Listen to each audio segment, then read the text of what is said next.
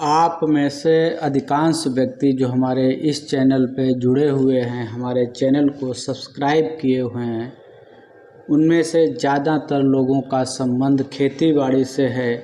ज़्यादातर लोग किसान हैं जो खेती करते हैं, या तो अपनी खेती करते हैं या किराए की खेती करते हैं, या खेती बटाई और चौथाई की खेती करते हैं, और या फिर खेती में काम करके मजदूरी करके अपने जीवन का यापन करते हैं।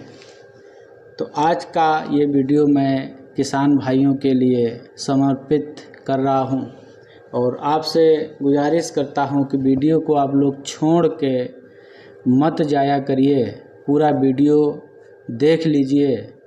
यहाँ से छोड़ के जाएंगे तो ज़्यादा से ज़्यादा मनोरंजन वाले ऐप पे, जोश पे पहुँच जाएंगे, इंस्टाग्राम पे पहुँच जाएंगे, यूट्यूब के किसी मनोरंजन चैनल पर पहुँच जाएंगे और वहाँ अपना समय खर्च करेंगे। इससे पहले आप थोड़ा सा समय हमारे इस चैनल को दे दीजिए, हमारी बात को समझ लीजिए। और कभी कभी वीडियो को शेयर करना इसलिए ज़रूरी हो जाता है कि जो कोई बात जो आपको अच्छी लगी, आपकी राय में जो ठीक है, वह बात दूसरे व्यक्ति तक पहुंचनी चाहिए।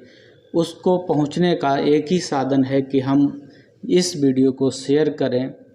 और कभी कभी ये होता है कि हमारी समझ में नहीं आ रहा, तो इसलिए भी हम दूसरे को शेयर कर सकते हैं कि आखिर इस वीडियो में कोई व्यक्ति, कोई यूट्यूबर कहना क्या चाहता है। तो साथियों, जिन लोगों ने अर्थशास्त्र पढ़ी है उन्हें पता है कि किसी भी वस्तु का मूल्य निर्धारण जो है वो कैसे होता है। अर्थशास्त्र में एक सिद्धांत है मांग और पूर्ति का। मांग और पूर्ति के सिद्धांत से किसी भी वस्तु का मूल्य निर्धारित होता है। इसका यहाँ पे जिक्र मैं इसलिए कर रहा हूँ कि किसान भाइयों के सामने एक बहुत बड़ी समस्या रहती है। फसल उत्पादन के बाद फसल मंदी में चली जाती है। जैसे अभी अगर मैं बात करूँ तो आलू की मैं बात कर सकता हूँ, क्योंकि आलू की जो फसल है कन्नौज, फरक्काबाद, कानपुर, बहुत सारे ज़िलों में, उत्तर प्रदेश में कई ज़िलों में बहुत बड़े मात्रा में आलू का उत्पादन होता है। किसान हमारा पढ़ा लिखा नहीं है, ना उसे मांग का पता है, ना उसे पूर्ति का पता है, जो वो ये समझ सके कि मांग और पूर्ति का मूल्य से क्या संबंध होता है। टमाटर की अगर आज हम बात करें, जो इतना हाय तौबा मची हुई है कि टमाटर का मूल्य इतना बढ़ गया है, उसका सीधा सीधा कारण उसकी आपूर्ति का है। क्योंकि बरसात का मौसम, वर्षा समय से पहले हो गई, टमाटर की फसल खराब हो गई।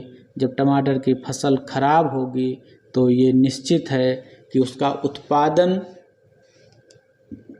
घट जाएगा, और उत्पादन जब घटेगा तो वह मांग के सापेक्ष पूरा नहीं पड़ता है और कीमतें बढ़ जाती हैं। तो आज जो आलू की स्थिति, पीछे आपने देखा होगा किसी भी कोल्ड के सामने 50-50, 100-100 ट्रैक्टर खड़े रहते थे गेट पे आलू अपना अंदर रखने के लिए।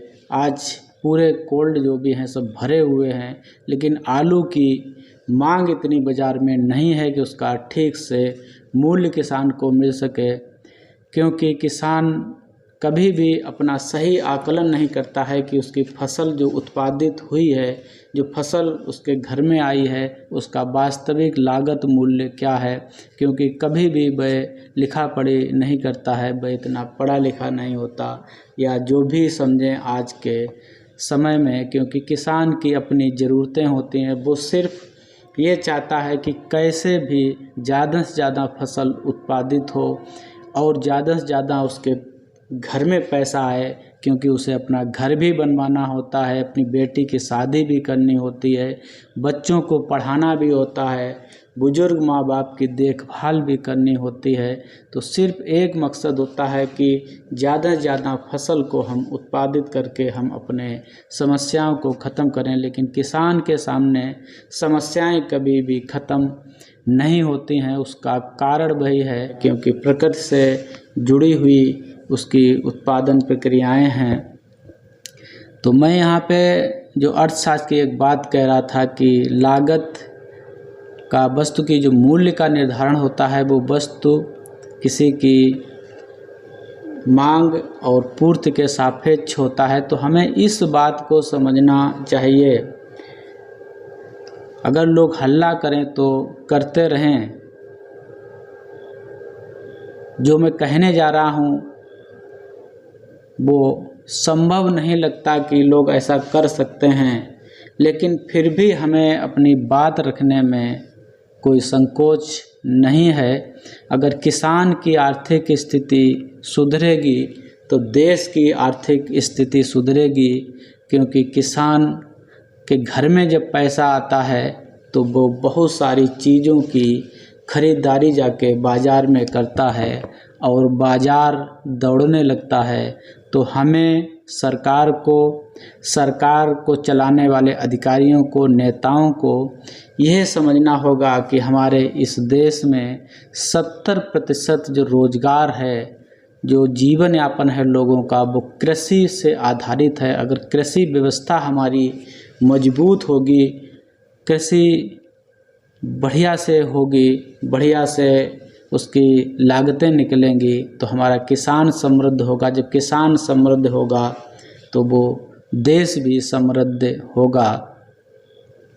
तो मैं कहने वाला यहाँ पे था कि जैसे छोटा सा एक उदाहरण दूंगा या बात कहूँगा। जैसे मान लीजिए थोड़ी देर के लिए हम 100 किसान हैं पूरे उत्तर प्रदेश में और आलू की फसल का उत्पादन कर रहे हैं।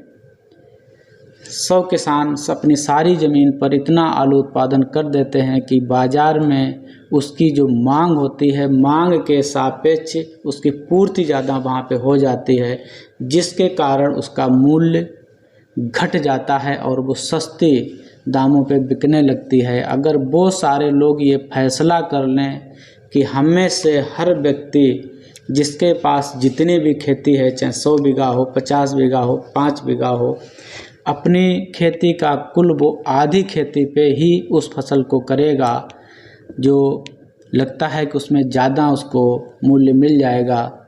जब वह व्यक्ति उत्पादन घटा देगा, यहाँ पे बात समझने की आवश्यकता है। जब हम उत्पादन घटा देंगे तो उस वस्तु की जो आपूर्ति है मार्केट में वो कम हो जाएगी, और जब आपूर्ति कम होगी तो निश्चित ही उस वस्तु का मूल्य बाज़ार में ज़्यादा हो जाएगा। तो यहाँ पे 100 लोग जो अपना हर व्यक्ति आधा हिस्सा ही जैसे आलू का उत्पादन अगर करने लगे तो निश्चित ही उसे उतने से ज़्यादा मूल्य उसे मिल जाएंगे जितने उसे पूरी खेती पे नहीं मिलेगा। क्योंकि जब किसी वस्तु की सप्लाई आपूर्ति बाज़ार में कम होगी तो उसके रेट बहुत ज़्यादा हो जाते हैं, और उस बची हुई खेती पे आप दूसरे लाभ ले सकते हैं, दूसरे आर्थिक संसाधन के लिए उस पर आप प्रबंध कर सकते हैं। तो हमें इतना सा कहना था। आप हमारे बात को समझ पाए होंगे।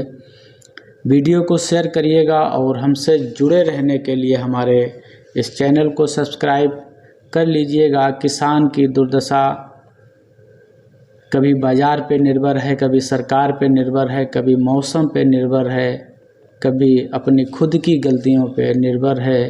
तो हमें शिक्षित होना होगा, हमें कृषि के बारे में जानना होगा, हमें कृषि की अर्थशास्त्र को समझना होगा। उत्पादन, सप्लाई, आपूर्ति, मूल्य निर्धारण, बहुत सारी बातें हैं जो हमें समझनी होगी।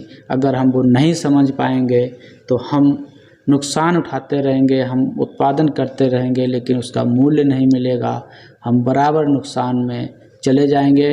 वीडियो को शेयर करिएगा, हमारे चैनल को सब्सक्राइब ज़रूर कर लीजिएगा।